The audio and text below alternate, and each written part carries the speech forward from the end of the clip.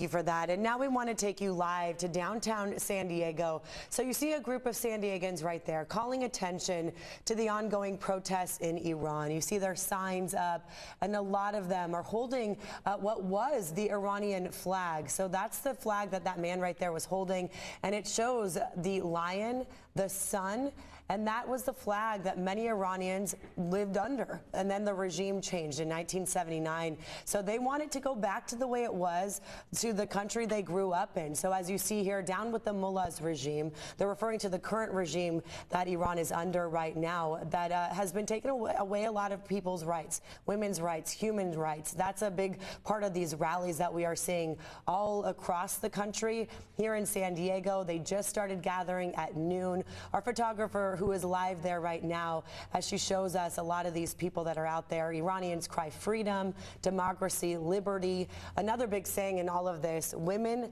life, freedom, Zendegi Azadi. Those are the words that they've been chanting throughout these rallies as well. So organizers say they want the world to boycott Iran's regime. They want President Biden to call off any deals with the country. There have been protests in Iran for 4 weeks now. Unfortunately, they've turned fatal. Thousands of people have been arrested in Iran for voicing their concerns, wanting to overturn the regime, and people have died doing this. One human rights group says at least 185 protesters have been killed by security forces.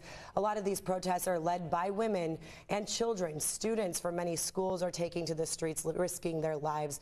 Of course, here in San Diego, they have the right to rally, and that's why they're able to do that here. And they feel like it's an obligation to make the voices of the Iranians heard. And that's what we are watching live right now in downtown San Diego, right in front of the Hall of Justice. Neda, I know a lot of our viewers have been following your stories that you've been airing here on CBS 8 and on your social media. Talk about the personal connection that you have. Well, speaking of that, that's your actually mom. My mom right there. That is your mom. Yeah, my mom, took a trolley to get there today to be part of this. It was really important to her to be out there among other Iranians, and I know she's going to be very embarrassed that we're putting her live on the news right now. She's very shy, but she's, this is something obviously that's really important to her.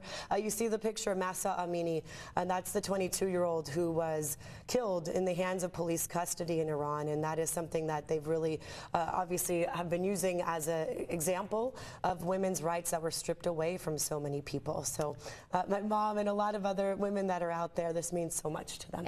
And because of the storytelling that you've done and the support here in San Diego, so many more people care about what's happening on the other side of the world. It's important. Yeah, it's something I think the world needs to pay attention to.